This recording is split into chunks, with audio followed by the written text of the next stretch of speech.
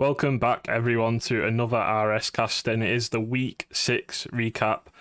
And just as I promised in the stream interest ping, I've got one sexy man next to me. It's his debut on RSCast. Make him feel welcome. It is Mr. Buddha. Thank you ever so much. Make me so warm and welcome already. I can't wait to get this side, and especially alongside of you two who always smash the RSC cast. So I can't wait to get it underway. Yeah, and alongside Buddha tonight, we have the usual guest here. It's Bar Manitan. Yeah, I have returned. I mean, I might not be quite as sexy as the man next to me, but you know what? I'll try my best, guys. So modest, so modest. You've got those long locks of hair that could make you as sexy as Buddha, but as Hops would say. We skip right into the Prospect Week 6 results. Let's get this show on the road. And Buddha, we'll come to you first, as it's your first time on the cast. Tell us what you picked out, first of all, on the Glacies side. Well, for the Glacier side, I mean, it's a bit obvious seeing those 4-0s on this side. The Cardinals, I mean, an 8-0 sweep. And, they get it against Kindling as well. A team that's expected to kind of, be dominant in this conference. But they did use their sub, good old Pengu. But it was only for one game. Kindling did have their main roster for 3. But they still, failed to attempt to even take one game on them. So it is impressive from the Cardinals to find that 8-0. And obviously with Kindling on the opposite side going 1-7, really struggling this week. Obviously they played main roster for most of the games, except for that one game against the Cardinals. They just couldn't find anything against their other game, which would have been Exelon, if I'm correct. Yes, it was Exelon. And obviously Exelon, they had a brand new signing, Lucaris, which seems to be doing wonders for them so far. Yeah, and we were speaking pre-match about that roster change by Manitan, bringing Lucaris in from a bottom place side. It's kind of been a theme with me in Prospect prior, with Ace and Torchic coming from like 10th place teams in previous seasons. No one expected that result. What do you think that does to the morale? Because obviously they started losing games, and Pure Skill was a really high player to let go of. Yeah, it's a massive leap of faith almost to give up a player of that caliber in pure skill, but if you feel that's what needs to be done with your team, then that's really the only direction you can take, and it really does boost them. I mean, I casted that Exelon Kindling game, and in the interview with Iz at the end, he was very nervous, but he also said they did not expect to get a win, or maybe they didn't really even expect a draw against Kindling, so it's an absolutely massive result for them. They can really push on with this now, and Kindling, one of only 2 teams in all of RSC to be top every single week so far, but all of a sudden, Exelon 1 behind, Cardinals 2 behind, and that position is in a lot more threat than it ever has been before. Indeed, and speaking about big results, we go over to the Ignis side of things, and by Manitan, you've also picked out Overturn and Orbit going 6-2. Yeah, another great week for each of these teams. They've not been doing, too well over the whole course of it. They're still firmly mid-table, but that these results will help them push up and try and get them those higher places in the table. Overturn able to beat Terra and Limousine. They're not the best teams in Ignis, but they're still solid results, still teams that, if they want to push on, they need to be beating. And then Tubby Custer, their 4th, their sub, so it's still a good result, but maybe slightly dampened by that. And they also got a 2-all against a really strong Hot Metal side. I mean, Hot Metal have been getting shocks left, right, and centre, not least that 3-1 against Mages. So big weeks for Overturn and Orbit. Yeah, big weeks indeed. But you also picked out Prelude, Buddha. Not the best week for the second place side, going 4-4. Yeah, it did really surprise me. This has been a team who's been in the top side of the table all season long, whether it's been first, second, or third, or maybe even slipping down the fourth. But this really did shock me. They did get their 2-2 on Digestives, which is a big surprise. Digestives being quite low down in the table. And the Digestives roster was Sammy Scar and was a temp sub, Jin Toxic. So it wasn't even a set main roster ready to go. And Prelude just seemed to struggle against them. And then they... I think it was. Oh, sorry, I'm kind of losing it here. It was. Oh no. Who was their other game? Terra. That's it. Ever so sorry. And then they drew to Terra as well. And obviously, Terra mid-table team. It's not a terrible result. Terra obviously just played better on the day, but you do expect Prelude to at least maybe a bit more of a comfortable performance, maybe try and get that 3-1 win. But Prelude, it's not the best week for them. Finishing week 5, they were second in the conference, and they drew games to 5th and 9th. So probably not the best for them, but it's just about bouncing back in the following week. Yeah, I'm just looking at the results we picked out tonight, and it does seem a theme where the top place sides have been a little complacent this week, with Mages going 4-4 as well. We'll pick out more on that in the standings here, but maybe a little complacency getting into the top sides recently. And as we head on to the standings in Glacies, as you mentioned, Barmanit and Kindling really have to watch out now, because they've still got 12 sub games left, and they had that, I think, 25-5 lead a few weeks ago, and all of a sudden that's just gone. Yeah, I mean, you feel that top 2 is pretty secure when you've got that much of a lead, but you're dropping so many games, and you're not even playing with the sub for all of them, so it's going to be really detrimental. And then you have Cardinals there overtaking Bing, going 8-0. I mean, they had plus 27 goal difference, and it pushes them right up to it. I mean, they've got the best goal difference in the tier now, so there's no reason why these teams can't catch Kindling, and it's going to be really scary for them. Yeah, we did predict Cardinals, I think, to be number 1 or 2 in this conference, along with Kindling, and Exelon just below them in 3rd, and it looks like that might be happening now with Cardinals rising up the table. They did change Maurice for Pure Skill, I think, is signed for them now, who are released. So, and even Bing dropped down 1 place, but they had hard games this week and they've stayed in the mix. But we'll go over to the Ignis side, and obviously we picked out Orbit going 6-2. They're the only movers so far this week. Yeah, I mean, they were just sitting just in that playing position in 6th place, but luckily, they get a really good week. Obviously, they're still behind the teams that they beat, but just think, if they didn't grab those results, they'd be a little bit more behind, and it's so close. I mean, if you just look from 3rd down to 7th, it's literally just one good week from these teams, and they can just shoot up into that 3rd position, so no team is safe. Obviously, it's just a bit of a stalemate, but, if you look at Limousine and Digestives, even Overturn, they can still make it into this playing position, with Overturn only being a couple behind, but Digestives and Limousine, they really need to bring some results in the next few weeks. Obviously, Digestives cutting their roster, so they could be a new one inbound. It'd be time to see if they can bounce back. But obviously, Majors, they lost to Hot Metal 3-1, so they're kind of losing that lead a little bit. But luckily, Prelude, they got the 4-4 week, so Majors, they're holding the 4 lead so far with such a good goal difference. Yeah, and Barmanitan Buddha spoke there about shooting up, and as the only space franchise, you'd expect Sistema Solaris to be happy with shooting up, but unfortunately they come crashing down to earth again this week, and it's a recurring theme so far for the past 3 RS casts. Just what is going on with Terra?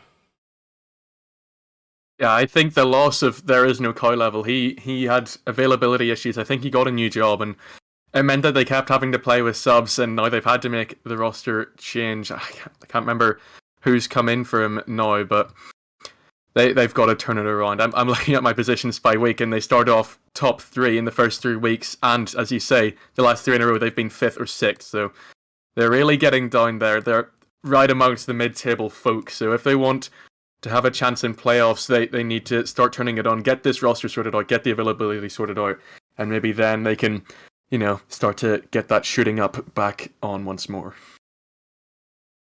Indeed, and we'll see who they play next week in the Week 7 schedule. And it's Digestives, who actually haven't got a roster right now, and they also have a cross-conference game against Exelon that they'll be looking to bounce back to. But Armenitan, is there any other games that you can see in the Ignis side that you want to look out for? Well, I picked out Overturn Mage. I just already spoke about Overturn's good week, and we've touched on, how maybe the top sides have been faltering. Mage is certainly not going against that, so it's an on-form Overturn against, maybe out-of-form Mages, and if Overturn can get a result against a team like Mages, then, they're only 2 behind Terra in 6th. Those play-on spots are very much up for grabs, and that could be a big one for them moving on towards those magic playoffs, the part where it all happens, where you really need to be. Yeah, definitely. And Buddha, what can you see in the Glacier side that we could push people into the playoffs? Obviously, Cardinals Exxon is the first one we look at. Yeah, for sure. I mean, I'm kind of looking forward to see the Kindling and Micah faction. Micah faction, they're in the mid-table area, so it's going to be a big game for them. And for Kindling, it's kind of a bounce-back game to kind of get back on the road. After a 1-7 week, they really do need a good result to get the momentum shift. And I think for Micah faction, it's kind of a big game to really prove themselves to everyone else that they deserve this higher play-in spot, because obviously they're not in a safe position. They can easily drop out, so it's going to be an interesting one for sure there. And I mean, Caro, they've got a bit of a tough week. I mean, if they want to make at least a chance of play-ins, this is where it has to start. But they've got a really tough game against the Cardinals, and Micah faction, it's a possible sweep for them if they, bring it to their A game. Yeah, indeed. And just looking to the cross-conference again, Hot Metal, who have been performing recently, playing against Tartaros. Tartaros didn't really have the best results this week after their upsurge in recent weeks. Do you think that's one to look out for as well, Bar? Yeah, it is. As we mentioned another week that Tartarus lost Quack, and they're feeling it. They've brought in Maurice, who we all love, but maybe he's just not quite that carry as much as Quack is, and this really is a chance for Hot Metal. They're also playing Fearless Bravo, the team one place above them, so if Hot Metal get some good games going here, they could be eyeing up that second place which Prelude currently occupy, especially considering how much Prelude have been struggling as well. Yeah, and that is all for prospects. We've gone through quite an in-depth review of them this week because so many results and so many people pulling off results against the top teams. But we moved to Challenger as well, and as I said earlier, Buddha, we've seen people dropping results in Challenger and Minor as well.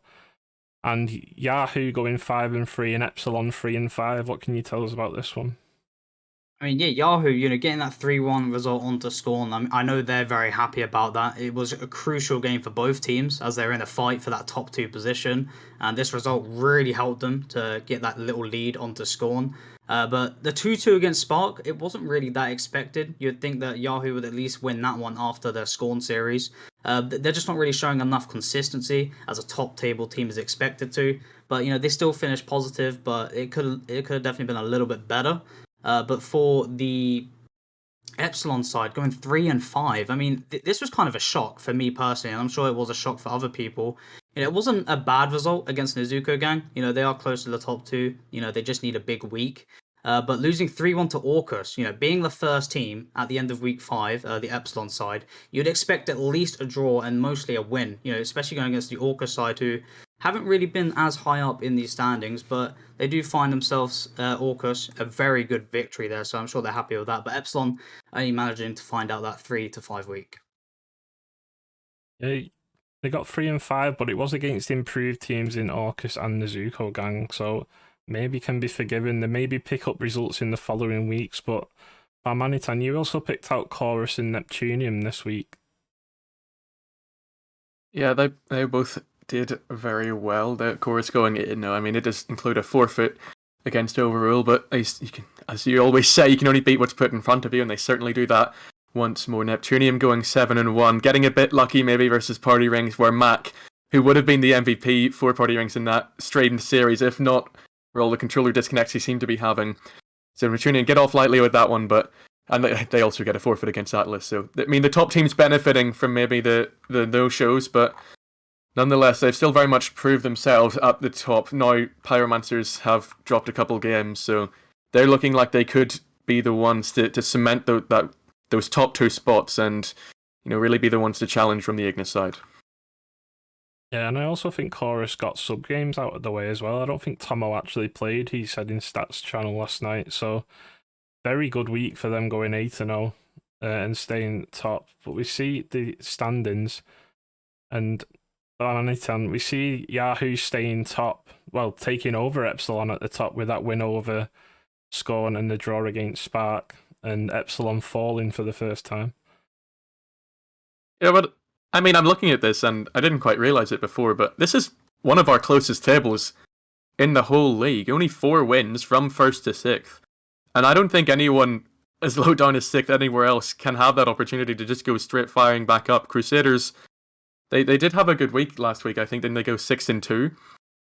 So, they can certainly be pushing on Azuko and getting good results. So, I mean, yes, you're looking at how you're taking over Epsilon, and it's great for them. You always want to be in that first spot, but there's so many teams to look over their shoulder for that nothing is cemented for them yet, at least not in the same sense that the Ignis side is. And just before we leave Glacies, the main team I wanted to mention this week, Buddha, was Crusaders. 6-2, and someone in the Players of the Week later on.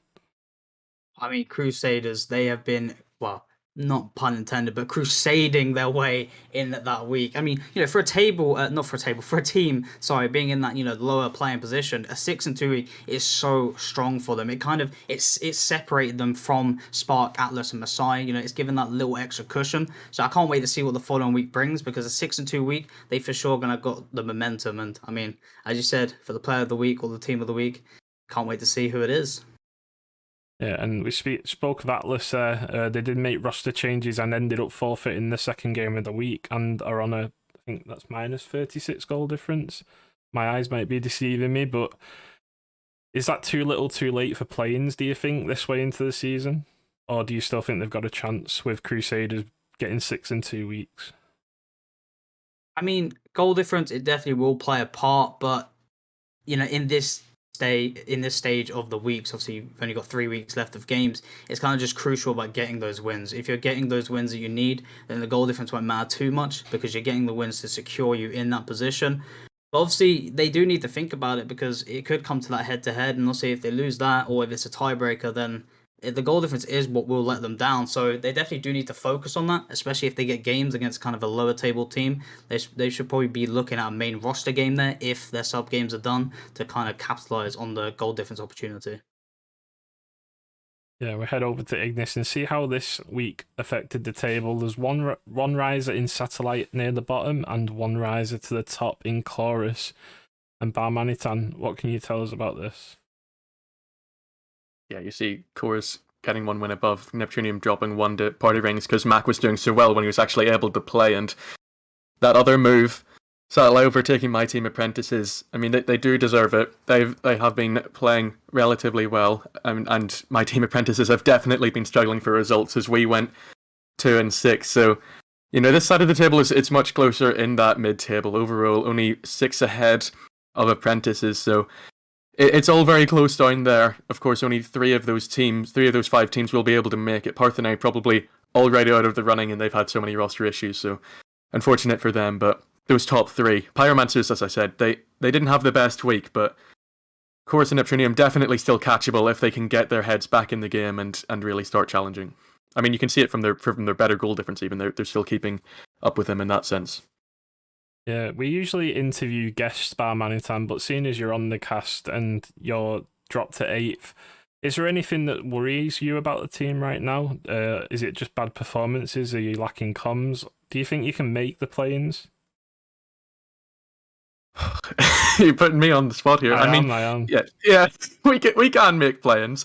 I mean, Party Rings being only 3 off, they did beat us the other week, but there's definitely still that chance. I mean, my main issue so far has been availability. I mean, I came in not really expecting to play many because Mag, Indy, and Sam have been together for so long that they must have some sort of chemistry. But they've all been quite busy recently, so I've had to play, I think, all but 1 of the matches so far, and Mag's missed quite a few, and he's like the only one that's actually a top end challenger. So if we can get him actually playing and playing well, then that'll definitely boost our chances. The comms are very fun. There's many a vibe to be found in our comms, so I don't think that's the problem. But yeah, there's still a chance, and I don't think we're out of it just yet.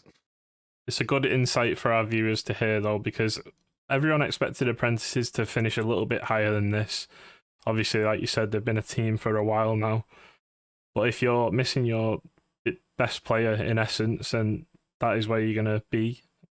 But we look to the Week 7 schedule, and looking at Apprentices games, Fearless Kilo and Satellite could be a little boost for you to look at those schedules. Yeah, I mean, Satellite is the big one. This is the moment where, I mean, we're occupying 7th and 8th, and we've been there like I mean, in and around those spots for I think pretty much the whole season. Yeah, I mean, we were sixth in week 1, but since then we've been 7th or 8th, and Satellite have been 8th through 7th since week 4. So if whoever takes this one, whoever can manage to push up and try and challenge Party Rings for that 6th spot, then they could be leaving the other one in the dust. Feel Kilo, bit of a tougher game, but they haven't been having the best results either, so also winnable. And sticking Ignis and the cross-conference for now, Buddha. But just looking at Party Rings, they could have definitely took a draw off Neptunium with the way they played on stream if Mac wasn't disconnecting. And they've got a solid week this week against Chorus and Yahoo. Obviously, you don't want any disconnects in that game, but do you think the morale might be driven up a little bit with the way they performed against Neptunium, despite most of the games being a 2v3? Do you think they can take games off these top teams? They definitely have it in them. It's just if they can keep that consistency going, because we've seen it, many times. We've seen them, be able to take the lead on the top dogs. But it's just if they can keep it going and keep it consistent, because these 2 games are going to be tough for them. Chorus leading the Ignis conference by 1 game, and obviously Yahoo leading the Glaciers conference by 1 game as well. It's not going to be easy for them. Even if they go 4-4, that's not going to be a bad week for them. But they definitely have the capability to take a win. It's just it's all going to come down to consistency with this team. Yeah, and Barmanitan, we just head over to Glaciers, and there's so many games to point out between the 3rd and 6th teams here. Orcus Scorn Nezuko, Spark Orcus, Crusaders Nezuko Gang, Epsilon Crusaders, all big games this week. Yeah, and it's once again credit to the closeness of this side. I mean, the one that I put forward as mentioning was Scorn versus Nezuko Gang, with Scorn going 4-4 and Nezuko Gang going 5-3. I mean, everyone's struggling to get wins on the board. Crusaders the only ones to go 6-2, so it's an absolutely massive week. Everyone has chances to go up and down or play opponents that they need to be beating if they want to be one of those top teams. So, I mean, it could be the most important week for how many teams that are involved massively for any conference in any of the tiers. Yeah, and just a final game I want to point out, but cross-conference, Satellite versus Epsilon. Satellite going 6-2, Epsilon going 3-5 and moving to 2nd. What do you think is going to make of this one? I mean, this one's all momentum. Satellite, they've got momentum on their side, and just the same with the other ones with Epsilon. It's just about bringing it back, bouncing back. This is a team who you don't really expect to go with a negative week, really. So this is really going to be their bounce back game. It's definitely a game they should be securing a win for, on paper. But with how Satellite have been playing recently, they have proven to be a team to fight for that playing spot. Obviously, alongside with Apprentices and Party Rings, and obviously catch up to Fearless Kilo as well. So Satellite are going to be a tough one. Epsilon, it's not going to be easy, but you'd expect Epsilon to bring their A game. But either way, whichever team wins that one, or even if it's a draw, it should be well deserved. Indeed, and we head over to the minor week 6 results. And instantly, Buddha, I see you've picked out Prominent 6-2 in the Glaciers conference. Yeah, I mean, they really, bring their A game. End of week 5, they were 6th in the standings, and they beat 4th Arena Tribe, and obviously Comet in the other conference, who are 6th, the same as them. Just for me, they've kept it dominant. Even being a 6th place team, they've brought out a really positive week. It remains in a play-in position by a small margin, but a very few games behind, obviously, the 3rd and 5th, 3rd to 5th, sorry. So Prominence are really stepping it up. I can't wait to see what the future week brings with this team, because I can see it improving over time. Yeah, and we spoke about top teams getting complacent earlier, and Toxin getting 2 draws against Hydra and Yoruba. Yoruba have been on the up recently, but making their way from 6th to 2nd in as many weeks. With the closeness of the conference, which we'll see soon on the standings, do you think that's a warning sign to the teams in the top 2? Obviously, Safari going 3-5 as well. Oh, for sure. I mean, Yoruba, they've really shocked people. I've heard some players from teams, they make excuses like, oh, it's the way they play. But no, that's just you not adapting, because Yoruba, they actually have kind of a unique play style that you don't really see too much. So it is credit to them. And to me, I'm even surprised they're in 2nd place, but they are really bringing their A game. And obviously, I'm playing them soon, so I'm kind of worried. But Yoruba are no team to mess with for sure. Yeah, and we come over to you, Balmanitan, in the Ignis conference. First of all, it's opposite. Like opposites attract, really. Sorcerer's 8-0 and Uranium 0-8. Yeah, I mean, I don't think a single person was expecting Uranium to go 0-8 and Sorcerers to go 4 clear of them, and it's going to be a really tough one to come back from because they are now 4 behind, and Overkill will very strongly. I mean, I say very strongly. They went 4-4, but you know that's still another 4 clear of Uranium because of the week they had. So it's a tough one to take. It's a tough one to manage, and when you are a top team, it takes that courage, that willpower to push on. But the other team I picked out was bottom team Journeymen. They get their first win since something like week 1 or 2, and they've had so many roster issues. They've been struggling so much, and finally they've got one on the board against a Custard Cream side that were no pushover, and they follow that up with the draw against Concerto. It could well be their first unbeaten week, but there's still hope in it for them. They're way behind yet, still 5 off of Custard Cream's and Fearless Echo 8 off of 5th and 6th place. So, you know, they still very much need results. Only 24 games left to make up that 8-game gap, but if they can keep it up, if they can get more wins like that, then there's every chance of them being able to do it. Yeah, I was definitely going to mention Journeymen. A brilliant week. The first win in 7 series. Our admin friend Senji is in the chat as well, saying that this should have been the RSCast that Boopy should have appeared on. It's convenient that he goes out drinking on a Monday night, isn't it, boys? Oh dear. We'll head over to the minor standings in Glacies. His boys have not done him proud this week. Boopy did say he was watching us in the pub, so I hope he's in the chat. But yeah, what can you tell us, Butter, about the Glacies standings? Obviously, Yoruba the ones rising and Safari dropping after 3 and 5. Yeah, not a lot of movement. Obviously, Toxin leading it just by 1 game. Yoruba, they're going to be looking to catch it. Senji, you know, technically first if you flip the table, as he said, just sitting at bottom. Obviously, he's only 4 games away from the Vanguards, and obviously trailing by 9 onto Ember, and then it's a bit of a gap of 12 heading into that play-in spot. And obviously with Prominence having such a good week, I feel like Prominence will be the team to rise. It's going to be down to Hydra and Arena Tribe to kind of hold that play-in position for these bottom 3 teams to see if they can allow them to come into this playoffs. Because, I mean, it's really tight in the middle there. I'll see if you look from 4th to 7th. I mean, even after that, you know, Arena Tribe and Hydra, just 1 win will put them up into 1st even, obviously, if results went their way. But either way, it's a very close one.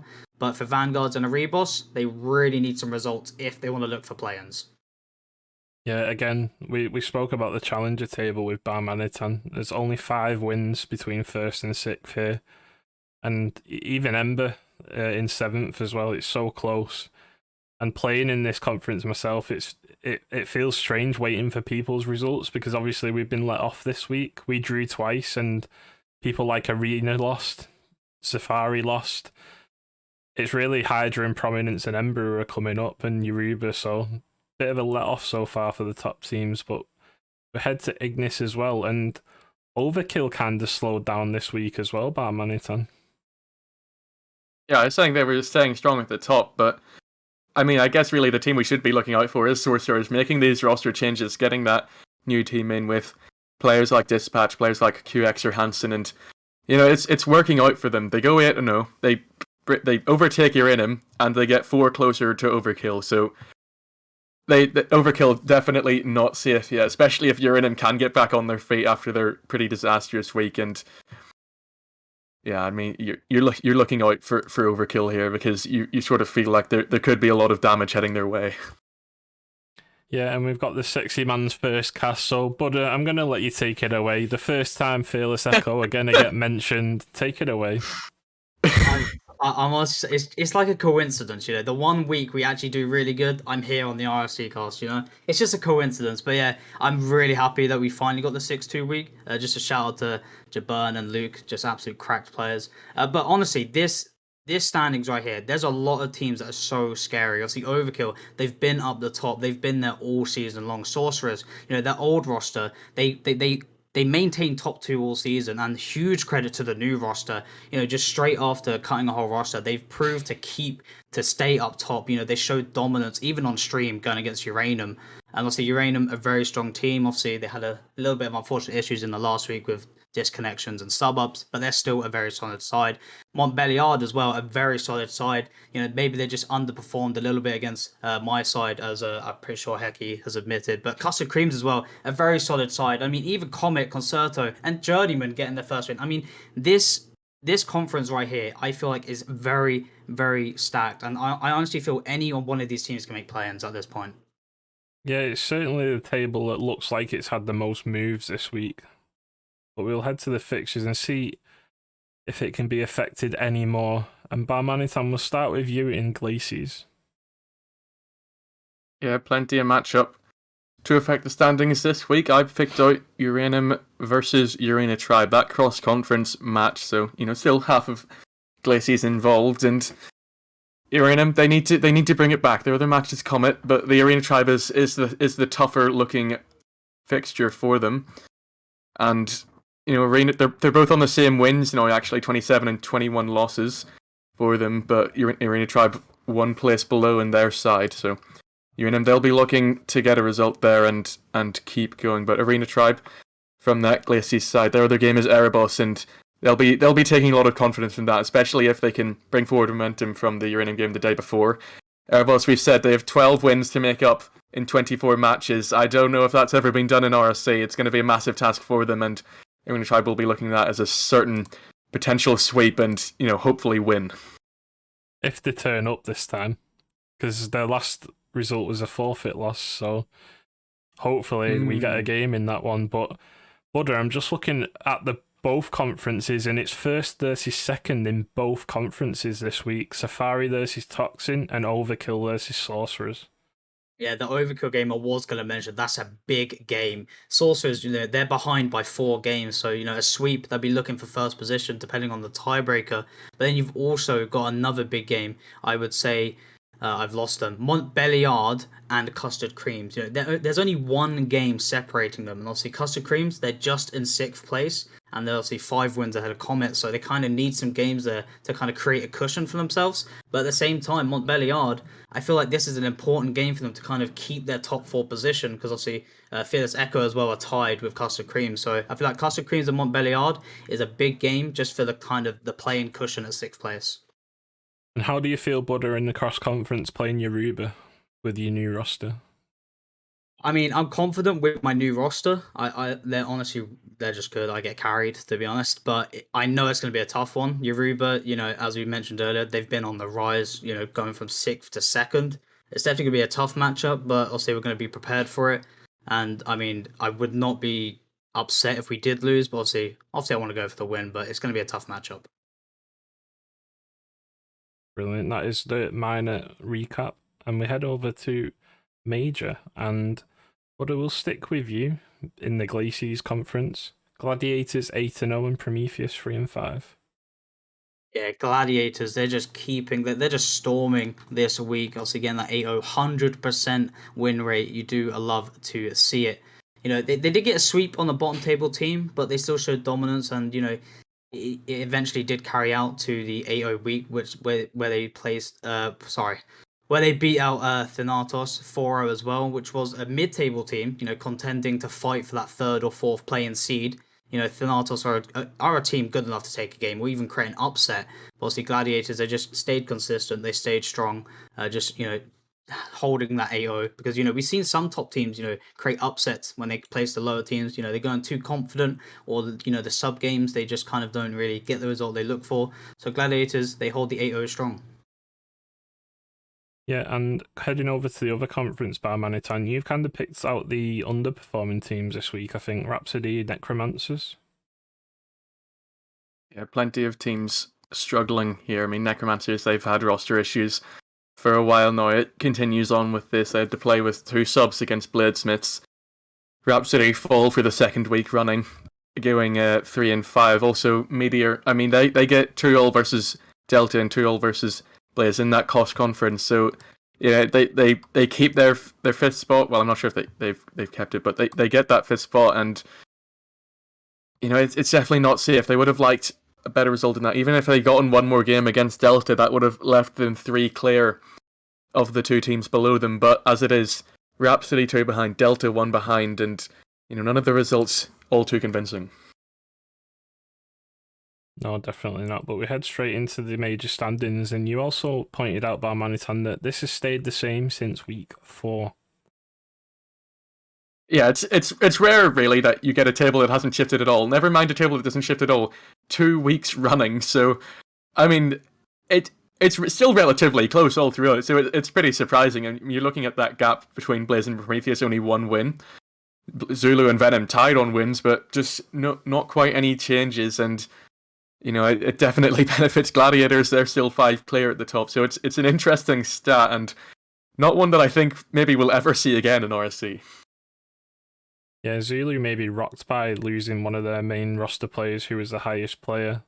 But I just want to talk about Megamin Cult beating Anju yesterday. I was casting that, and both teams looked like they had the same stats, pretty much identical, like near enough same wins, losses, goals scored, goals against. And Megamin Cult went 1-0 down, and like I said, Dopamine in the interview looked invisible in game 1, and then all of a sudden they just flicked a switch and they just dominated Anju, and that could be a lot of morale to push Venom and Zulu up into the top 2. We'll head over to Ignis, Buddha, and tell me what you can see. Obviously, the only move here is your team, Fearless Delta. Yeah, we do, move up 1 little spot. I feel like we've been going 6th and 7th quite a lot through the season, but we get a little bit of movement. Obviously, we see 1st and 2nd, Saturnia and Bladesmith. They've been holding that with Andrew and Jamie Dodgers just behind with Meteor. But, Bladesmiths, with their week, they kind of got a catch-up week onto Saturnia, because Saturnia didn't really get as of a best week as they normally do. Obviously, they didn't have a bad week, but it's just not as good as they've been getting recently. But Bladesmith's going to be happy with that. Only 2 games behind now. I don't think they're really going to catch up with the goal difference. I think Saturnia have solidified that in that department. But, as we see in the play-ins, it's so close here. We've only got Fearless Delta with 22, Rhapsody 21, Overtake 18, Necromancers 17. It's just crazy to think how it's literally 1 series. Obviously, Necromancers need 2. And it could change the table, it could shift. And I mean, even with an 8-0 week, or maybe even a 7-1, or maybe 6-2 if you want to be realistic, it could shift them up into that 5th, maybe 4th position on other results. But no matter what here, I mean, with 3 weeks left, anything can still happen. Anything can happen indeed, and we see what can happen in the week 7 schedule. Obviously, we haven't got a game tonight in Glacies, but we have a game tonight in Ignis with Necromancer's Overtake. Not sure whether it's been played already, but we don't see a game after that until another 3 days. So, what are the games to watch out for you, Barmanitan?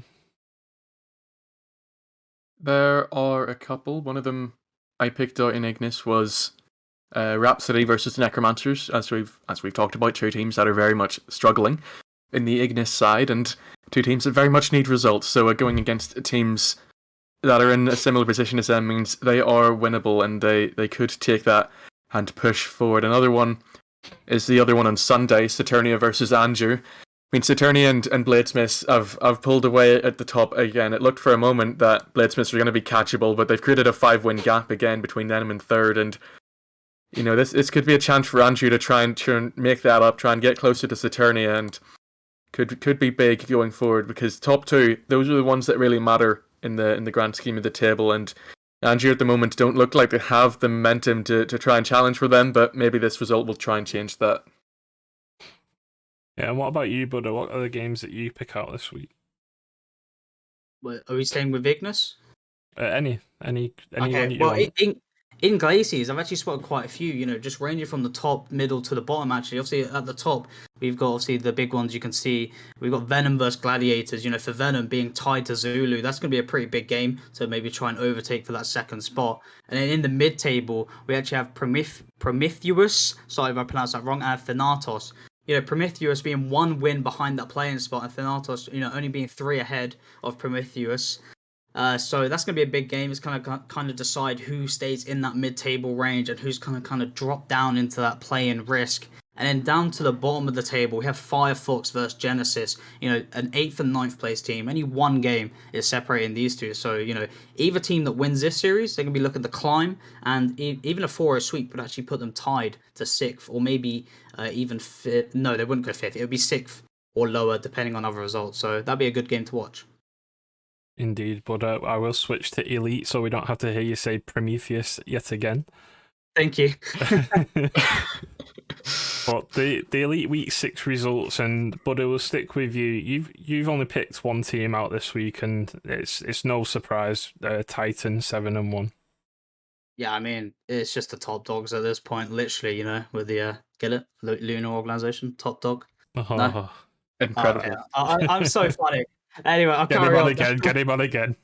But anyway, they've proven dominance. I mean, a 7-1 week is always impressive in the elites here. They swept Rias Legion, who are a team who've stayed top 4 all season. Getting a sweep on a team like that isn't easy. But obviously, when you are Titan, you're proving to stay at the top. So that is exactly what they did. And also on the Inferno side, they beat Inferno 3-1. And Inferno actually started the season at the bottom. But, recently they've stayed top 5. And they took one game onto Rias Legion, actually. Took one game more than Rias Legion against Titan. But obviously Titan, they just bounced back. Because actually in game number 1, they did lose 2-1. But Titan just showing that dominance of being first, they bounced back. Yeah, and the other two teams that you've picked out, Barmanitan in this conference, is Centurions finally going 5-3 with a win and a draw, and Carnage dropping 2 draws. Yeah, Centurions. We've talked about it quite a lot on RSCast about how much they've struggled, and they even went bottom last week once again. I mean, they've been bottom a few times, but they returned to it. But this time they've gone up to 7th, going 5-3, and it could be very good for them. Could lead to them getting more confidence, and finally trying to push for that 6th spot, which has eluded them thus far. And yeah, also Carnage doing very well. I mean, not as well as they would have liked. Maybe they would probably consider it a dropped performance or a dropped week, as they do go 4-4. But they stay second. They're still 8 ahead of Hades. So a 4-4 is probably good enough at this stage. When maybe Titan are just that little bit better. Just they're going to struggle to catch them, and in the end, it's only for seeding purposes. You still get into that upper round 1 in the playoffs in the same way. So I don't think they'll be overly bothered. I mean, of course, they don't want to settle for second. They want to challenge for first, but second is still more than good enough for their chances in the playoffs. Indeed. And we've got someone in the chat who may be a little special guest later. We will head over to Ignis, and we will talk about Iovi. Barmanitan 8-0 Iovi. Yeah, I mean, they just keep on trucking. They're looking very, very strong, and they overtake Phoenix. Nocturne still that dominant force at the top, but Iovi, if any team can challenge them, it could certainly be them, as they do go 8-0 against a struggling Oracle side and a Chianina side that was playing a Virtue in an interesting state. So they make the most of those matches. They get up to second. I think they overtake Phoenix with that one, and yeah, it's going to be great for them. And I really think they could do well. Nocturne, they've been so good. Of course, they won last season with 2/3 of the same roster, so they're still very much favourites from Ignis, but Iovi could be those maybe underdogs, those challengers to try and challenge Nocturne for that title. Yeah, and Buddha, I did ask you to come with your research into Ignis Elite, and the only thing you came back was with 0 and 8 Fearless Alpha, of course. Okay. But don't despair. Don't despair. Hey. You aren't alone. Oracles also went 0 and 8, and Chianina went 1 and 7. So what do you make of that one? At least we're consistent, okay? At least we're consistent, The worst performing team in RSC history. In 14 minutes, we only play Titan, easy, 4-0 sweep. We're breaking the curse, obviously. Incredible. You've got some competition with Kazoku. So I'll make the record. We're not hitting double digits, all right? That's our goal. Yeah, but I did go and look back, and they are literally the worst performing team at this stage of the competition, even worse than Senpai's were. Bamani-san loves his stats, but as we talk about 0-8, we've got Oracles as well, losing to Iov 4-0 and Phoenix 4-0. Phoenix with that Ross change, trading the Snake for Wizard to Rias Legion, and obviously Chianina at 1-7 as well, who actually lost tonight as well against Jaffa Cakes 3-1. So we head into the standings and see how this affected everything, and we see Dogon drop to the bottom, Buddha. Or Dogon. I mean, they do drop to the bottom, but only ever so slightly. You know, it's just down to a tiebreaker. It's definitely in reach. I mean, really looking at it, you know, the play-ins is so close yet again. You know, even Dogon and Google Chrome only sitting on 16 wins. At least it's more than triple than Fearless Alpha. But, you know, they are only 1 or 2 wins in range going for that play-ins. Well, actually, do my maths, it's 3 wins for them too, actually. But either way, you know, it's all possible for them. The goal difference, it's not going to go in their favour that much. I mean, if they tied Inferno, it could work in their favour a little bit if they can improve at that. But Titan and Carnage, I mean, they've kind of solidified their top 2. You know, it's not 100% guaranteed. You know, they've still got to put up results because of obviously Hades, Rias Legion, and Inferno. They could catch up. But Titan and Carnage seem to be your top 2 teams so far. I mean, Hades and Rias Legion, it's going to be a real fight for them too, you know. And even with Inferno, they're kind of going to be fighting out for that play-in seed. So it's going to be interesting to see, you know, who comes out on top in the mid-table and see if Carnage can kind of take it from Titan. Yeah, but it seems that Hades have become this consistent third place team now. They've gradually been getting steady results. I know at the first stage of the season they didn't really have Nevo playing. Do you think they're going to make a push for the top 2? I mean, they definitely can. You know, Hades have been looking real consistent.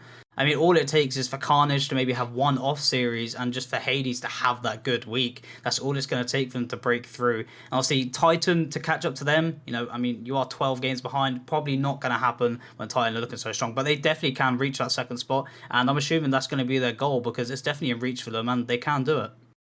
Yeah, and obviously Barmanitan, someone said to me today, 3rd to 6th doesn't really mean much at the end of the day. It's play-ins, whatever position you're in. So, do you think Centurions are going to be buoyed by that 5-3 and possibly look towards Diamond Dust now? Absolutely so. They've been wanting to break out of it all season. They've been trying to make roster changes, and maybe finally they do pay off. I mean, the 5-3 only puts them one ahead of Google Chrome and Dogon beneath them, but it's still some sort of momentum to bring forward and look towards Diamond Dust, who have similarly struggled with their roster throughout the season. So Centurions, they can do it. You get sick, you do go against that 3rd place team from the other side in Ignis, so it would be a tough series for them. I mean, seeding, as you say, it matters to an extent where, you know, if you get yourself into that position, you can always have that day of the play-ins and get yourself into that lower bracket. So if they get there, they have a chance. It's not going to be easy, but that door is very much still open. Indeed, and as we open the door to Ignis as well, Buddha, tell us what you see here. Obviously, Iovi going 8-0. I mean, Iovi, that does push them ahead of Felix, who are only 1 game behind them. But Iovi and Nocturne kind of just dominating this conference with the goal difference. You know, when they win, they make a statement. They don't let it be 1-0, 2-0. They absolutely whitewash their opponents. I mean, Nocturne, the only team with really a lead here of 5 games onto Iovi, as you mentioned earlier, probably the only team to really kind of catch to Nocturne, kind of match their caliber. But see, Phoenix, you know, they have the chance. They're in range, only 1 win behind. They can play for that second spot, you know, for the upper bracket, for the playoffs. But Jaffa Cakes, Overwatch, Oracles, Asteroid, I mean, even Chia Nina. Oh, heck yeah, I hate you. You know, they're very close. They can all play for The the shit. play-ins. We're not even going to mention the team below that because let's just be honest, it's over. It's just not happening. I mean, are they even going to make it if they sweep every game? Is that even Is possible? Bonesy not taking you to play-ins? I mean, Is he not? What? oh yeah, of course. What twist? Yeah. He's going to sweep Titan today, so it's all good. But Yeah. either way, every team here but one can make play-ins. It's in reach for them. It's just really come down to consistency. And Asteroid and Chianina, you know, Chianina. I hate these pronunciations. When I cast them the other day, they really did show to be an actual top side. You know, they could take games. They could really, you know, bring the team plays in the midfield. They could take the possession, but the only thing they really lacked was just consistency compared to other teams. So if they can step that up, they can definitely push for the play-ins. Yeah, and Barmannington, just before we move on to your favourite tier, we see Oracles with the biggest drop this week, and Jaffa Cake's moving up to 4th. They obviously get another 3-1 win tonight against Giannina. And with JSW hitting SSL this week, do you think that makes their roster a little bit undervalued now? It could well do. They are most certainly on the up. They overtake that Oracle side, who were the only team previously to break into that upper 3 of Nocturne v Phoenix, which, other than that 1 week where Oracles were second, has remained supreme. So it's definitely a fall from grace for Oracle since week number 4. They have not looked good, and it's an antithesis to what Jaffa Cakes have been doing, with JSW playing so well, getting his team rising up the ranks, finally getting rid of that seemingly endless 2-all curse. And yeah, they can definitely do it. Phoenix, they're a good team. That trade maybe hurts them more than they thought, as they do drop down to 3rd, but there's still no pushover. No team really is in RC, maybe except Fearless Alpha, but yeah, once again, door's still open for Jaffa Cakes, top 2 in their sights. Yeah, a whole lot of draws this season. I think that's only the 3rd win tonight in the season against Giannina, which takes them up to joint 3rd. I think if that's Phoenix on 30 wins, my eyesight's going a little bit. It is, yes. It is, okay. We go to the schedule, though, and let's just look at Jaffa Cake's other fixture. We've got Giannina tonight, which they won, obviously, and they've got Oracles, who went 0-8, so I'm sure JSW would be buoyant with that fixture by Maniton. I mean, how could you not be? Last day of the week, so it's even easier to bring forward momentum. Of course, you can't underestimate Oracles. We have seen that they can play well, especially if they're managing to get KG in, who I don't think has been playing every series. They've had to be getting a few subs, but nevertheless, Jaffa Cakes, they'll be looking that with their mouths watering, because they know that this could be the week to keep that buoyancy up, get that momentum pushing forward, and keep on their winning run that they've so often been unable to find. I was just looking in the Discord for any score reports for tonight, and it's unusual to be on RSCast and not have any come in so far. Not many games tonight. I thought Carnage would have been done by now, but as we look over to the other conference, what games can you pick out? Obviously, the first one that comes to mind is Titan Carnage top 2. Yeah, well, what do you mean? First or second? Means nothing to me. It's all about alpha. Anyway, Centurion, they've actually got 2 really crucial games. Sitting in that 7th position, they play against 6th and 8th. They're in the middle of both teams, being 1 ahead of Google Chrome and 2 behind Diamond Dust. So they've got 2 really big games. They're probably going to be looking for that 8-0 week. When you've got teams around your kind of level of standings, it's definitely possible. So they're probably going to be looking for the 2 victories, or maybe even a draw and a win. It's going to be 2 crucial games for them, and obviously it's going to be crucial for Google Chrome and Diamond Dust, because obviously for Diamond Dust, they're only just in that 6th position, being like 4 to 6 games behind 4th and 5th, so they're really going to be looking for a victory there. And obviously in the other game, they do play Phoenix, 3rd place in Ignis, so it's going to be a tough one for them, but being a play-in spot at the moment, they could put up a good fight. Yeah, and Barnanitan, the final one that looks to me, the final 2 really, we've got Rias Legion versus Hades on the last day of the week, and then Hades automatically play Inferno straight after it, so I'm not a fan of game days on the same day, and if they get a bad result, Hades against Rias, could the confidence be dented in going into Inferno? Definitely could. Hades can be jumped by Rias Legion if Rias Legion get a result in that one, and it's never easy to come off of a loss, even if you're going up against a team just that little bit below you. But Inferno in 5th, only 4 behind Hades, so I mean they could be finding themselves dropping to 5th if that Sunday doesn't go well for them, and all their progress could be wiped out if they don't keep their heads up. But I mean, maybe we're talking too soon here. Maybe it goes the complete opposite way, and they get great results and start challenging Carnage. There's not really any way to tell, but there's still always maybe that slightly bigger risk of that little bit of a collapse in mentality if you play both in the same day in a row.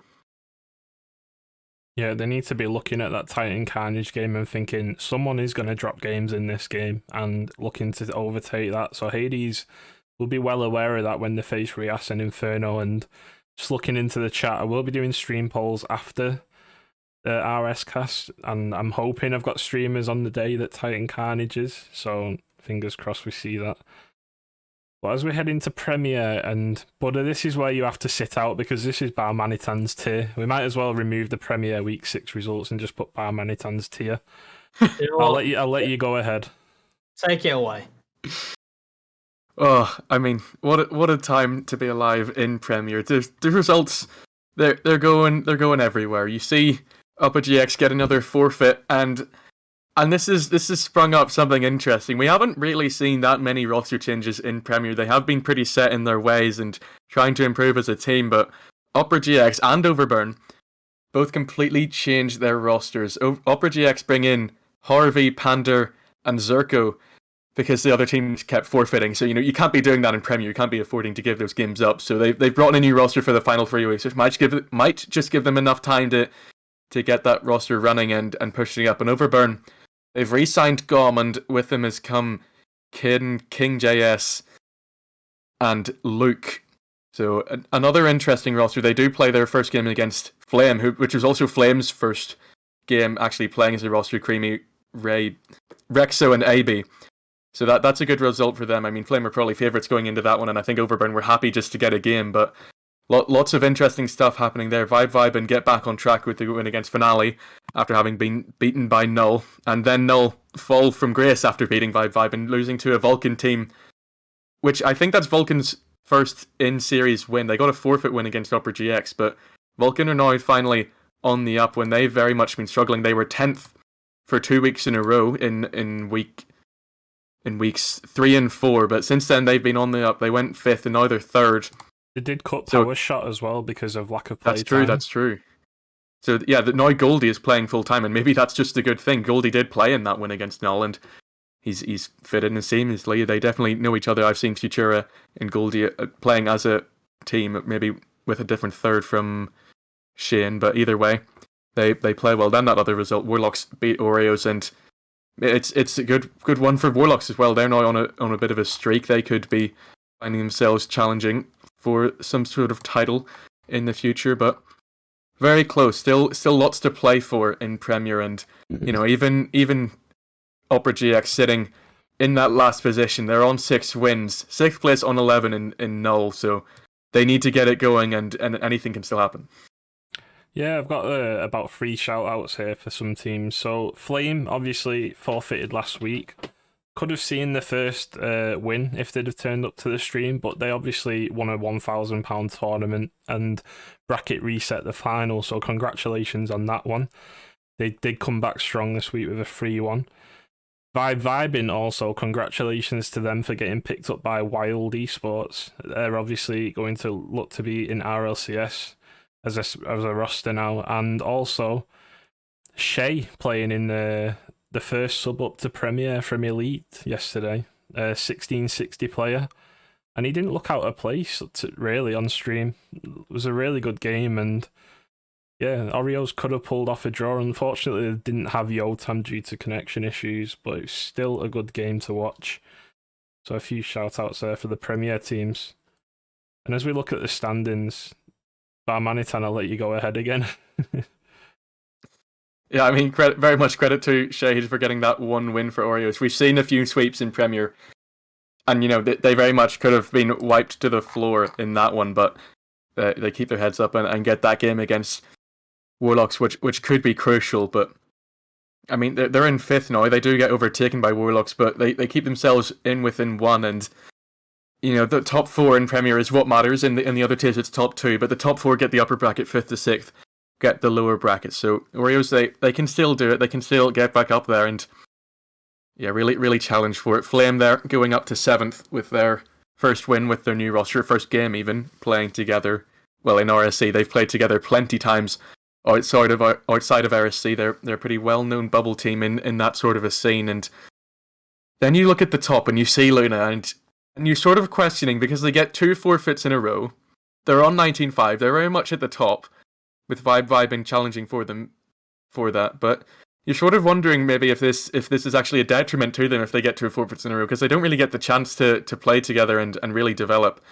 I mean, I know there are matchups in there which they do play on Zoom, I think the team is called, or LCS, so I mean, they're definitely still playing together, but inside of RSC, they haven't really been having much of a chance to go up against these teams, and that could come crashing back down to them if they don't have a proper warm up. You're not playing for 2 weeks, and you never know what that could do to your mentality.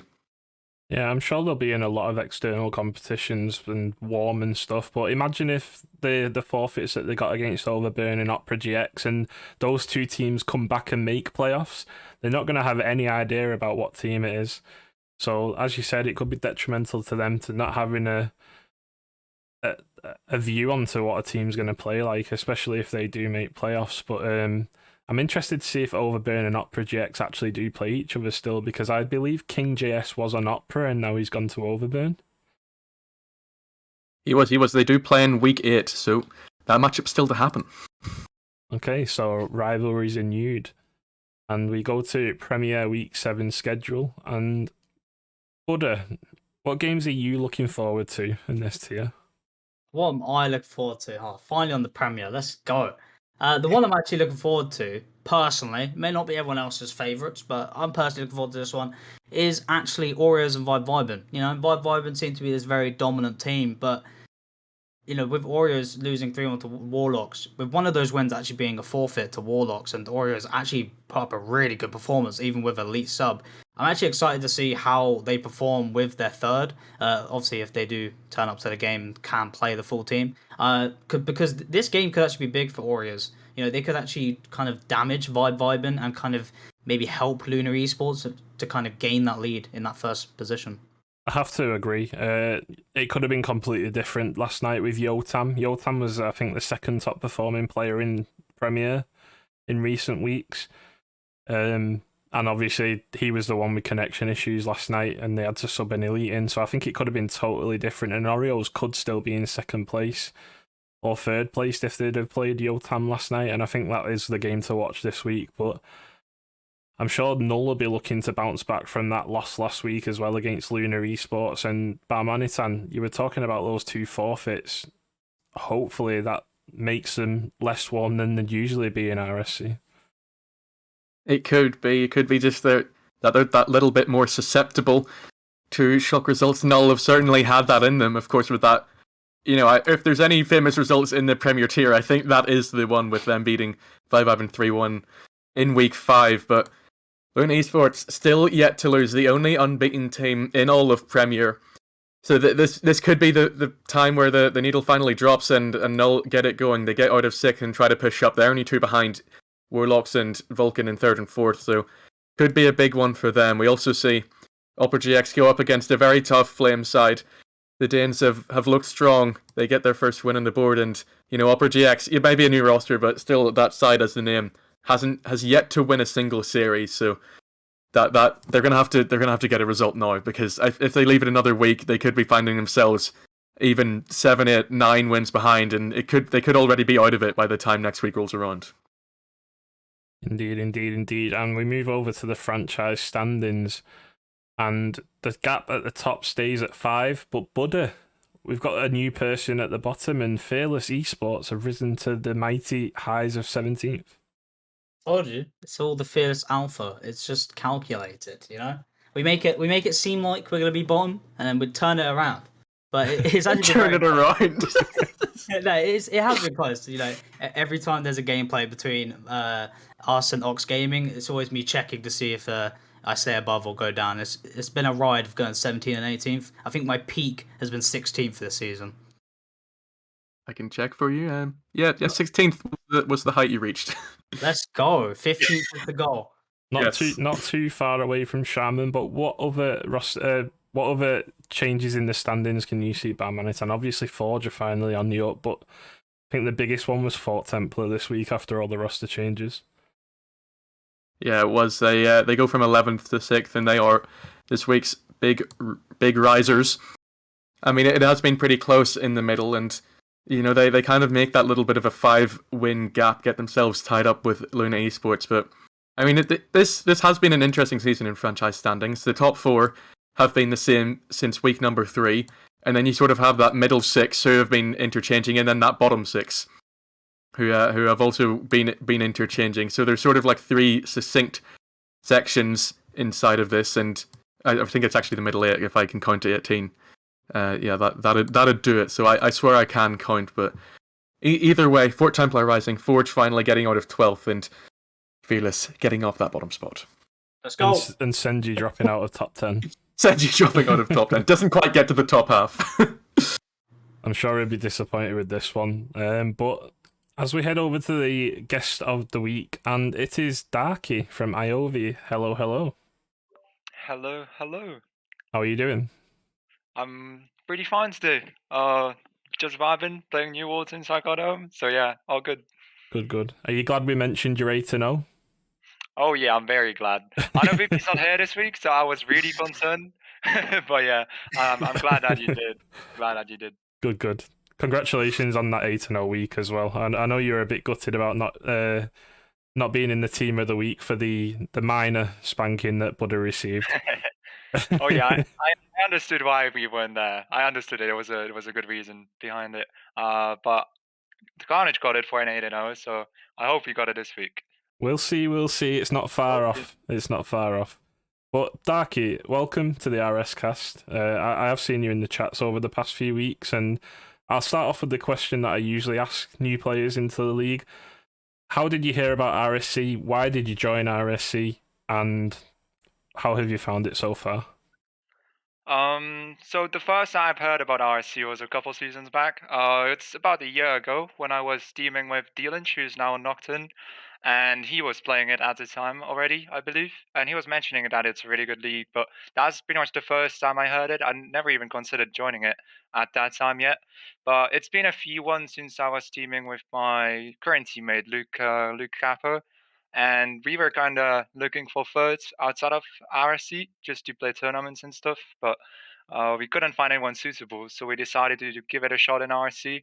We got really lucky though, since Boopy let us build a roster, which we actually wanted. If I couldn't team with him, I probably wouldn't have joined, but we were lucky to do so. And then we got a really good third in Stadium as well. He's been destroying the tier so far, which is really good. And as for how's RSC been so far, out of the leagues I've played so far, it's been the best, I think, both on the pitch and off the pitch. The players are very nice most of the time. The mods and the staff are very nice as well. I like how it's ran. It's everything got reasoning behind it, and I just really like it. I'd give it a 10 out of 10. That's all we want to hear is admins, mods, and staff. So thank you very much, Darkie. Obviously, Stadium as well. He's not a bad third person to build around, is he? Oh, he's very good. I'm very happy that we got him. The thing is, back in preseason, he still had his PC broken. He was on console, and for a while he couldn't even play Rocket League on console yet. So me and Luke were considering getting thirds apart from Stadium because we couldn't try him out, obviously. But Boopy was insisting on keeping him. And we had a talk with Luke about it, and he said that he trusts Boopy's judgment from the past seasons. And I'm really happy that I kind of trusted Vupi in keeping Stadium because I don't think I would have gotten anyone better than him. So yeah, I'm really happy that he's the guy on my team who's been scoring a very big amount of goals. Yeah, I played ranked with him the other day, and he's just insane. I probably would have vouched for him if you'd have asked me when you joined as well. Like, Elite was different last season. It wasn't the range it is now because of Premier. It was like 1660 to 2K pretty much, and Stadium still made the All-Stars. So that is just how highly he's rated. But thanks for answering my questions, Darkie, and I'll pass you over to Buddha.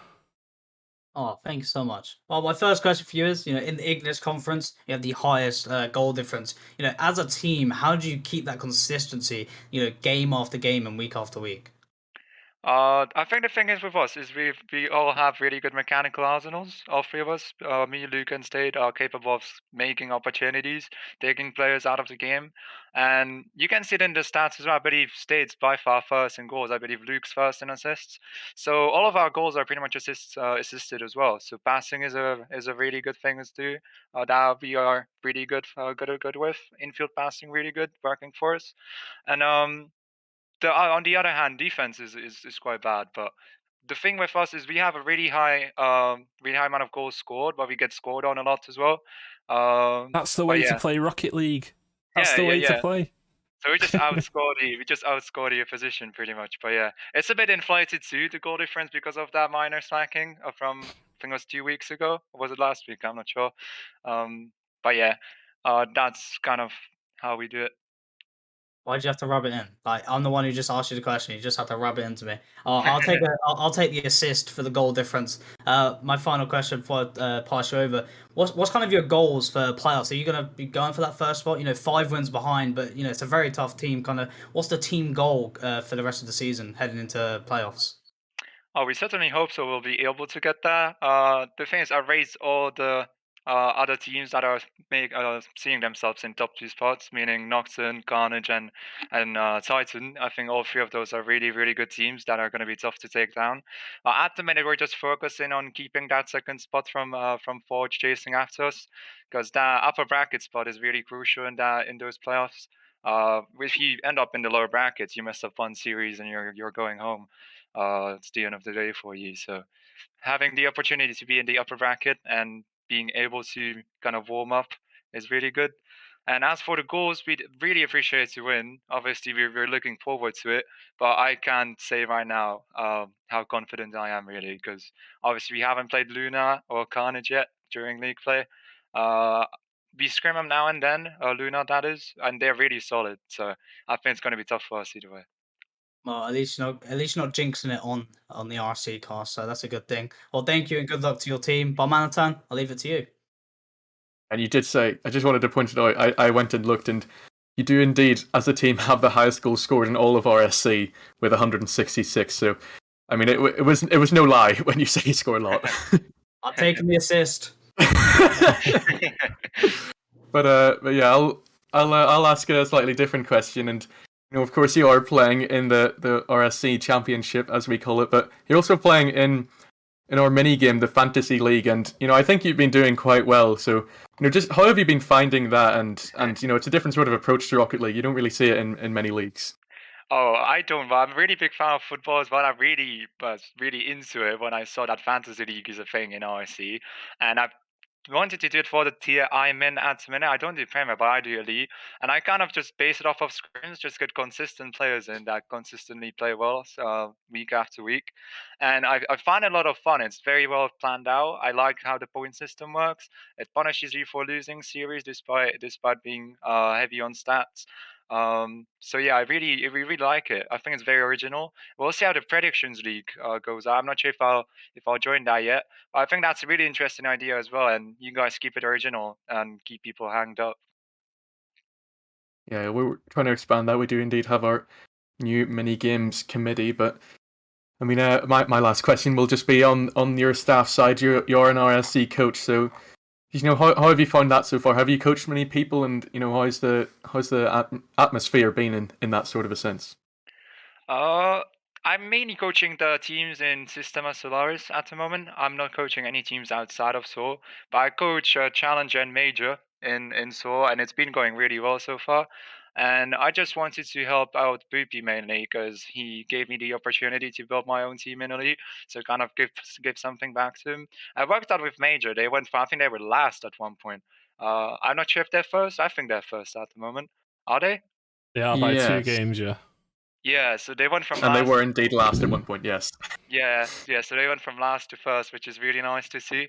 And challengers are doing quite decent as well. So I've been just focusing on those two teams so far. I've had a lot of people message me for coaching as well.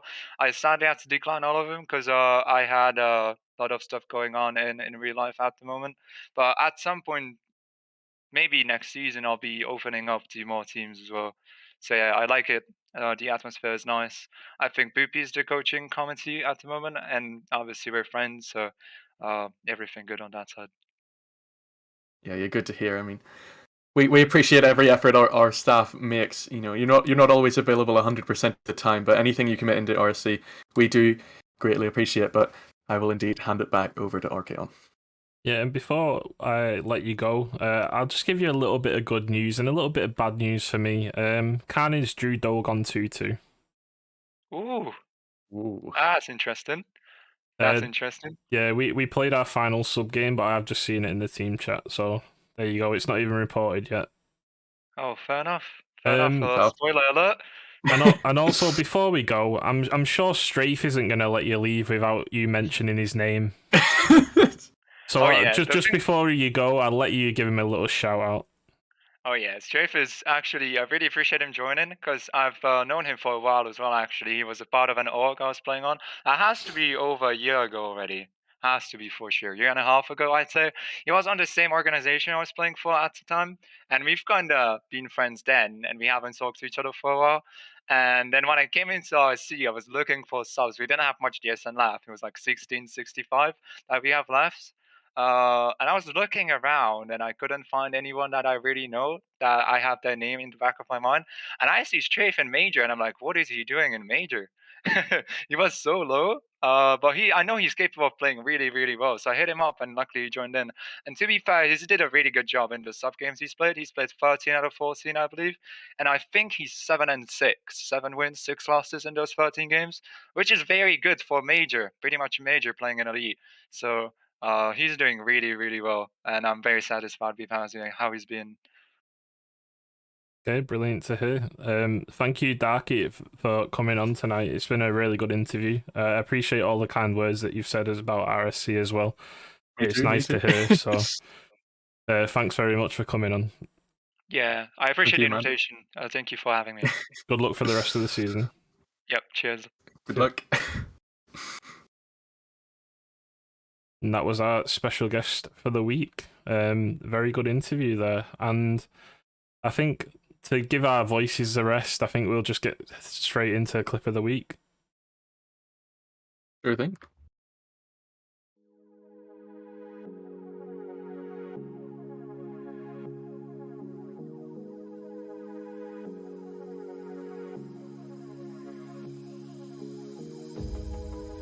Sun is out here overseas.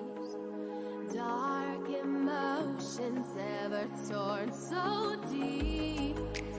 Falling down through the clouds. I'm feeling you.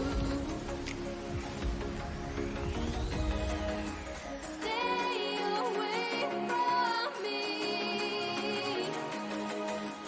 You keep haunting me.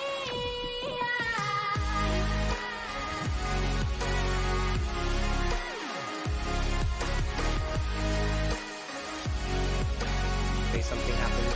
Rexo off the backboard again. Creamy gets a nice touch as well. Still the pressure is on Flame. Can they break out of it? Creamy looking for the redirect. Can you get the touch? Would have been a beautiful opportunity for him. Still not see any avail. A bit of a team pinch coming out. And he finished. That was that looked calculated. I don't think that was an accident whatsoever. The recovery from Gamble Cup. A fake coming out off the kickoff. A bit of a passing play attempt. Is it going to happen? Is it going to happen? Oh, what's going to happen? What a play coming out! What was this? You've seen it first, and they get the finish. Creamy down. Goal of the week, hands down. What a finish! Absolutely scintillating strike. Just as I was saying, oh, Overburn may have a chance here. It's just a 2-goal game. A fake kickoff. Can't be honest, I know you do.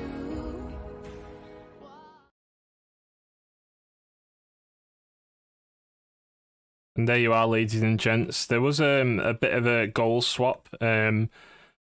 Goal 4 for Flame was shown as the 5th goal, and goal 5 was shown as the 4th goal. We had to get someone else to do the montage tonight because the 2 people who usually do it weren't available, and Boopy did it in all of like half an hour. So thanks very much to him.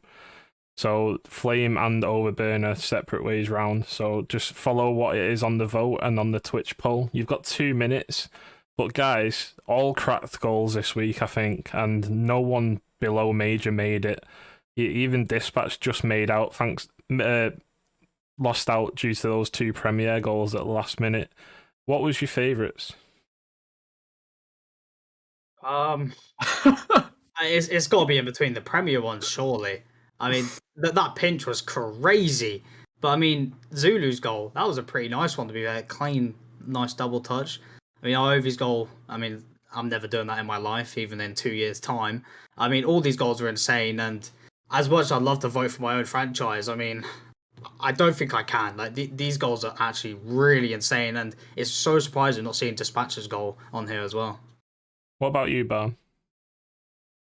It's insanity. I mean, I've watched many a clip of the week on RSCast, and this might just be the pick of the bunch. None of them were lacking, and yeah, I do agree. I think the pinch does have to take it. Gom was so impressed with himself playing under the name Broken that he's even put it on his Twitter. So it's an insane goal. Creamy's, it's hard to separate them, and the other three are just that little smidge behind. But it has to be the pinch. What a play that was for Overburn.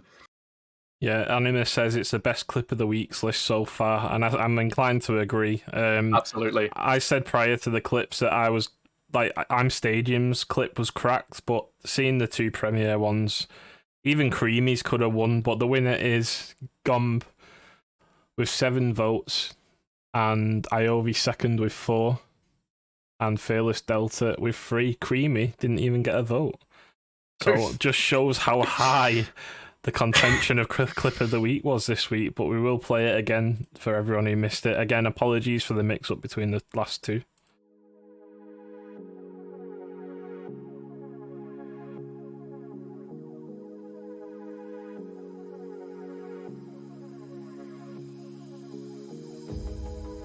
Sun is out here overseas.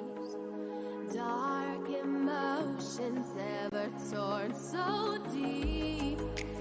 Falling down through the clouds. I'm feeling you. Stay away from me. You keep haunting me.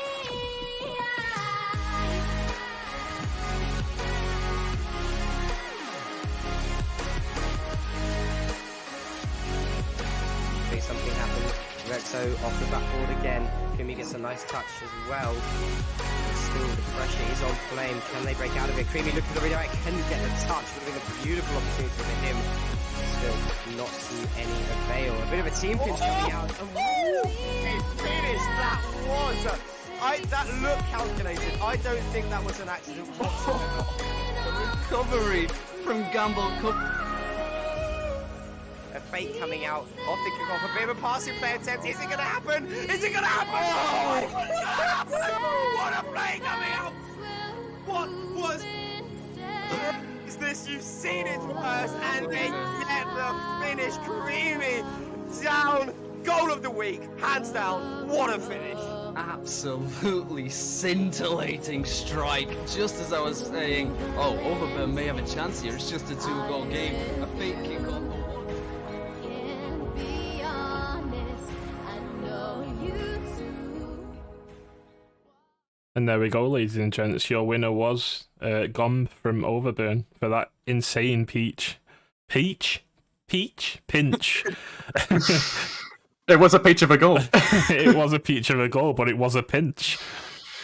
We're an hour and 25 minutes into this, and my voice is kind of getting cracked. So I'm nearly there at the point where I can give my voice a rest and hand it over to Boopy and Balm as well. But first of all, it's Fail of the Week, and I'm sure you're going to enjoy this one. Here it is.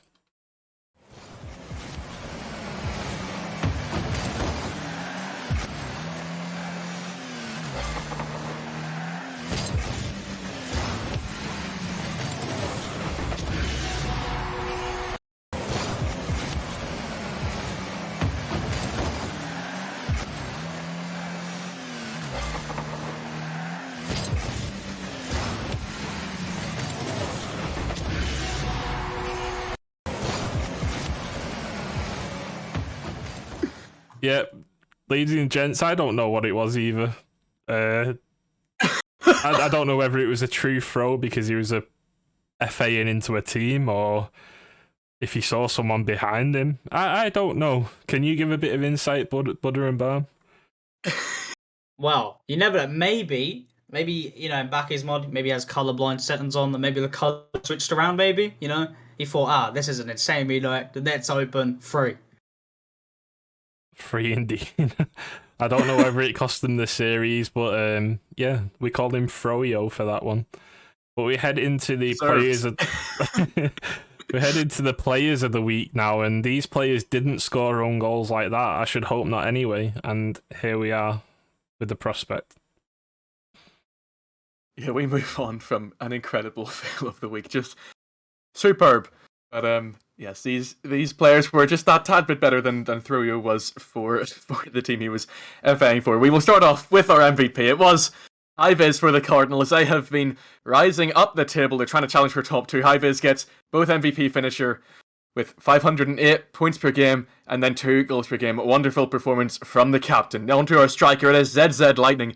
96 with 75% shooting accuracy. The new pickup for, I believe it's Caro. Next is Playmaker. It is Zyro. He gets 1.33 assists per game for Oberon. Then it was our saviour, Fearless Shades, for Buddha's team Fearless. Bravo, and he gets 2.75 saves per game. Great performance from all 4 of them. Bravo indeed. As we move over to the challenger tier of the week 6 players of the week, we have Arconyx with the MVP, 502.25 points per game. Also getting the finisher with 1.75 goals per game, almost reaching double, 2 goals a game. Striker, we've got Ginge, 66.67 shooting percent accuracy. And we've got Arconyx again with Playmaker, 1.5 assists per game. And for your saviour, we have a Wobble Congo, I believe, 2.25 saves per game, saving his team. That was Challenger, and this will be minor when my stream eventually updates. Here we go. We will have our MVP, Mickey Boy. Well, Mickey Boy, we've had a little bit of a typo there, but he got 531 points per game. Erebus might be at the bottom, but Mickey Boy will keep on carrying. Then it is our finisher. It is Lutix with 1.86 goals per game for Overkill. Our striker is Reagan. He got 57.14 shooting percent accuracy. Playmaker, it's Mickey Boy again. He gets 1.25 assists per game, assisting and getting the points. Wonderful performance from him. Finally, it is our saviour. It is Axelos. He gets 3.67 saves per game. Unfortunately, just wasn't quite enough to get uranium off of that 08 week. Head over to the major tier, rising in the tiers. MVP, not Charlie, 607 points per game. Then in the finisher, we have Krizzy Sayu, sorry, I pronounced that wrong, but 2 goals per game, leading his team. And for the striker, we have Roll Noodles, 64.29% shooting accuracy. And with the Playmaker, we have Dopamine with 2 assists per game on the spot. And then Saviour, not Charlie again, but with 3.25 saves per game. A hat-trick of saves a game. Outstanding. Really wonderful. Kshirshu, as I think I pronounced that. I went and looked it up after I casted him. I'm still not completely sure on that one, but we will... Chris, okay. Chris from now on, but we move into Elite nonetheless. And we'll start off with our MVP as always. This time it was KO. He got 520 points per game for a Titan. Then finisher, it's JSW. We've been talking about how he hit SSL, and he's certainly not been outperformed by that in RSC, as he gets 2 goals per game in this competition too. Then our striker, it is J Hills, subbing up for Overwatch. He gets 80% shooting accuracy. Great stuff from him as that major sub. Playmaker, it's Thrashy, 1.5 assists per game, just beating out Jusk on tiebreakers. Finally, it's our saviour, it's Tagmata with the Kun on his dominance, 3 saves per game.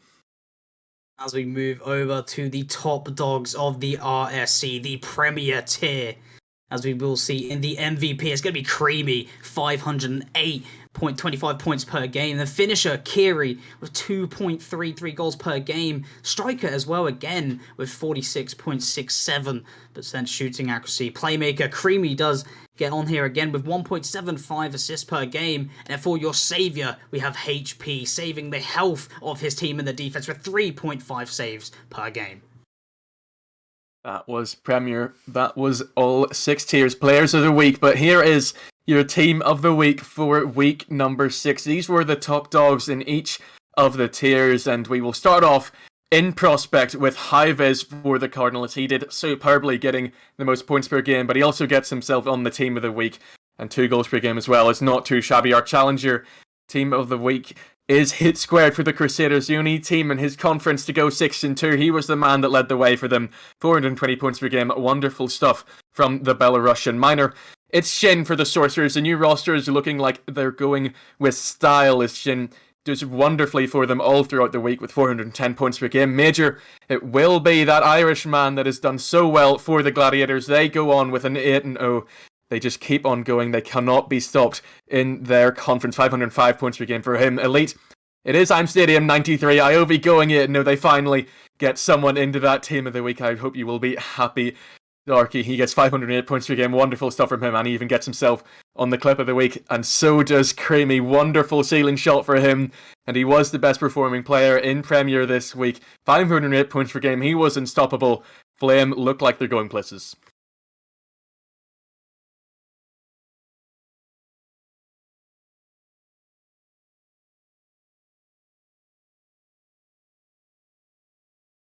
And Buddha, if you want to round us out with the Fantasy League standings from this week. I'm so sorry. So for the elite managers of the week, we do have Axelos in first. May not be first in the minor tier just yet, but he will be leading that. Ohio in second. Hunter Sam in third. You know, just slightly trailing behind by 8 points as well. Not too far behind. Players of the week, we do have I'm Stadium really popping off. 130 points he got you. I mean, whew, crazy. And we've got Thrashy, is that joint first or was that a mistake? I'm not too sure, but either way, he will be taken second. And then we got Jusk in third. Very, very close there, but I'm Stadium does take it. In the manager standings, Axelos taking it first. Not of the week, but overall as well, Axelos knows his stuff. And then we got Darkie following up in second. And then we got Vector in third. Not too far behind, so could catch up over the weeks to come. And as we move over to the Premier tier for the manager of the week, Ohio, he may be second for Elite for the week, but for this week in Premier, he will be first taking it. With current standing of fifth as well, so he is going to be climbing for first. And then we've got Kebabs, or Khabibs as you'd like to call him, but 126 points he got to claim. And then Marbs in third place with 107. Players of the week, the people who got you those points. Creamy with 51, absolutely popping off, alongside with Kiri, 45.75, and then Crispy 41.75, not too far behind either. In the manager standings, the one to take it all is Sky being in first, 671, almost preaching that 700 mark. Old Hamstay 624, and we got Minty in third with 610. And rounding us out tonight, I've finally got my voice back. It's a series of the week as voted for by the whole of the social media committee, and it is Kindling versus Exelon. Went into this game and no one expected an Exelon win. Kindling were the favourites, and with the roster change of Lucaris, Exelon ended up winning the series 3-1 with some high scoring games, and that was voted for by the social media committee. That will be uploaded to YouTube as soon as possible. And obviously that will go with the Premier games that happened this week as well. They'll also be put on the YouTube. And rounding us out tonight is a little thank you to the sponsor, Lunar Organisation. We wouldn't be here without them running this prize pool for Premier or Elite.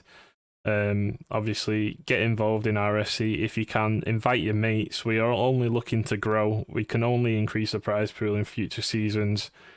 And go and visit Twitter at RSCEU, Twitch. Obviously, give us a follow and a subscription. You can also donate as well. The donation graphics are always on the streams. And also visit the website where our content is uploaded weekly.